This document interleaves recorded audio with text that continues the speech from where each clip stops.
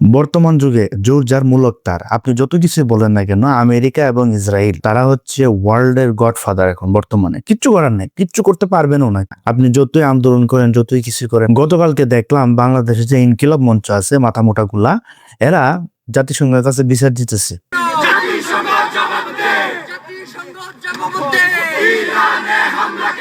জাতিসংঘ জবাব দাও, ইরানে হামলা কেন? আমার প্রশ্ন হচ্ছে জাতিসংঘ কি করবে? জাতিসংঘ বানাইছে কি? জাতিসংঘ কার? আমেরিকা।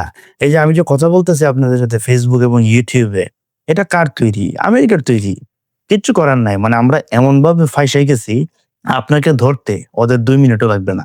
ওদের গোয়েন্দা বাহিনী এত শক্তিশালী। সুতরাং বর্তমান সময়ে আমাদেরকে এখান থেকে শিক্ষা নিতে হবে। আমরা শিক্ষা নিব যে কিভাবে আমাদের অর্থনীতিকে আমরা ডেভেলপ করতে পারি, আমাদের শিক্ষাকে আমরা মানোন্নত করতে পারি, আমরা নিজেদেরকে একটু অন্য লেভেলে নিয়ে যেতে পারি। যেমন বর্তমানে চায়না নিয়ে গেছে। চায়না কিন্তু গুগল, ইউটিউব, ফেসবুক এগুলোর ধার ধারে না। তাদের নিজস্ব প্রোডাক্ট আছে, নিজস্ব সবকিছু আছে। ইভেন তাদের নিজস্ব ম্যাপিং সিস্টেম আছে। চায়না কারোর উপর ভরসা করে না। এখন আপনি সারা রাত দিন আমেরিকার উপর ভরসা করবেন। সবচেয়ে মজার বিষয় হলো এই যে ইনকিলাব মঞ্চের যে নেতাগুলা, যে লোকগুলা আন্দোলন করলো, তাদেরকে যদি বলা হয় যে আগামীকালকে আপনাকে আমেরিকার ভিসা দেওয়া হবে, আপনি ওইখানে গিয়ে সেটেল হয়ে যাবেন, তারা কিন্তু দৌড়তে দৌড়তে একদম চলে যাবে। মানে কোনো কিছু চিন্তা করবে না, নিজের স্বার্থ এখানে দেখে ফেলছে, সে আর কোনো কিছু চিন্তা করবে না। আমাদের আবেগটা ওই পর্যন্তই, মানে ইমানটা আমাদের ওই পর্যন্তই।